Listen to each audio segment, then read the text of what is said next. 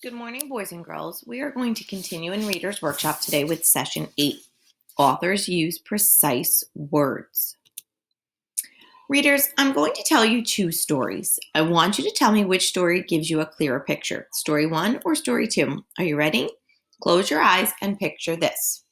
So I want you to do this. I want you to close your eyes as I read these two stories to you. Here's Story 1.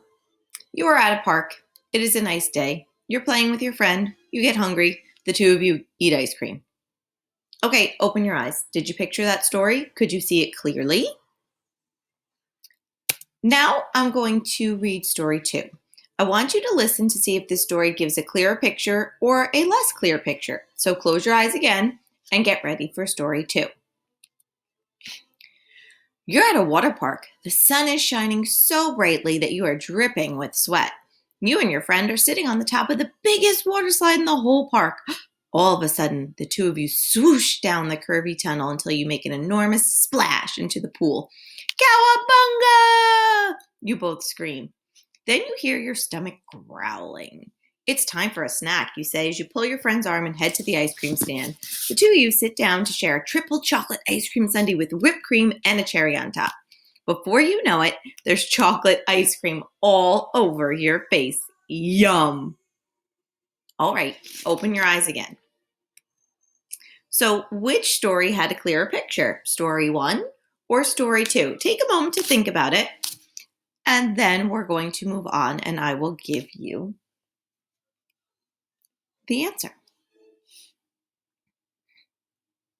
Do you have it? Okay, Story 2 definitely gave you a much clearer picture in your mind. There was dialogue and small actions and lots of things to get you to see, taste, and even hear in Story 2. Story 1 just said that it was hot outside, you got an ice cream, whoop-de-doo, right? Nothing big, nothing exciting. But in Story 2, I was picturing the two children on the water slide. I could see them sliding down. I could hear the splash of the water.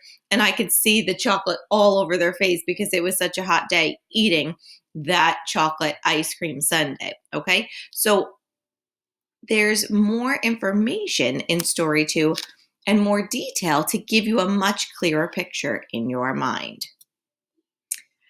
Writers, just like when you write stories, sometimes the clearer picture has more words, not just any words, words that help you see what is happening. Authors do the same thing in series. They use lots of words to craft and paint the pictures that they want their readers to see. So today I want to teach you that the authors of your series use not just any words, but precise words to create really clear pictures in the reader's mind. Readers need to pay close attention to the words that authors choose to know exactly what is happening and how things are happening in their story. Let's revisit our old friends Frog and Toad. Let's look at the words that Arnold Lobel chooses to help us think about what is happening in the beginning of the story alone. Alone. Toad went to Frog's house. He found a note on the door. The note said, "Dear Toad, I am not home. I went out. I want to be alone." "Alone?" said Toad. "Frog has me for a friend. Why does he want to be alone?" Toad looked through the windows. He looked in the garden. He did not see Frog. Toad went to the woods. Frog was not there. He went to the meadow. Frog was not there. Toad went down to the river. There was Frog. He was sitting on an island by himself. "Poor Frog," said Toad. "He must be very sad. I will cheer him up." Toad ran home. He made sandwiches. He made a pitcher of iced tea. He put everything in a basket. Toad hurried back to the river. "Frog!" he shouted. "It's me! It's your best friend, Toad!"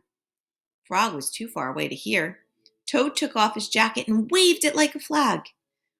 Frog was too far away to see. Toad shouted and waved, but it was no use. Readers, do you notice any words that seem to be chosen to show not only what is happening, but how? Do you see how Arnold Lobel chose to use the word shouted? He didn't just say said. He chose a word that showed how Toad was speaking. Okay, so Toad had to speak in a very loud voice. He had to shout because Frog was so far away. Do you notice any other word choices the author made to show us something in the story is happening? Okay, so do you notice anything else, any other word choices that Arnold Lobel used to show us how something in the story is happening to help paint that picture with his precise words? Take a moment and think back.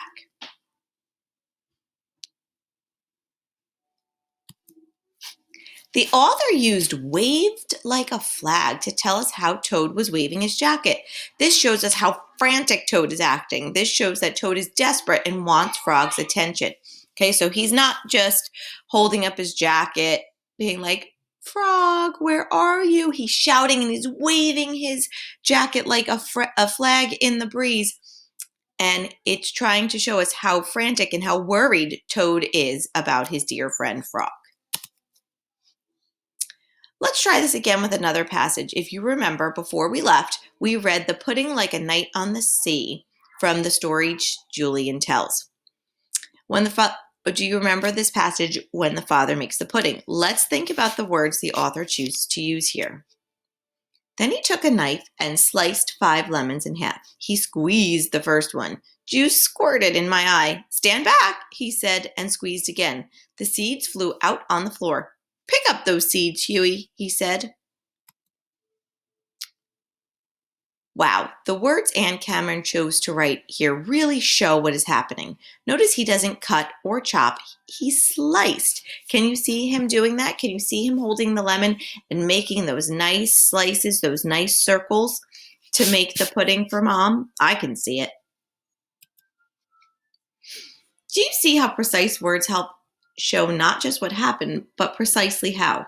When you are reading, you should know exactly what is happening, not just generally, but specifically. The words and language that an author chooses will help you. All authors use really precise words to get the readers to see more. When you pay close attention to these words, you can see exactly what is happening in a story, how characters are feeling and acting, and anything else the author wants us to see. So readers, as you go off to read your series books, remember you can study the way your author helps you make a vivid picture in your mind. Okay?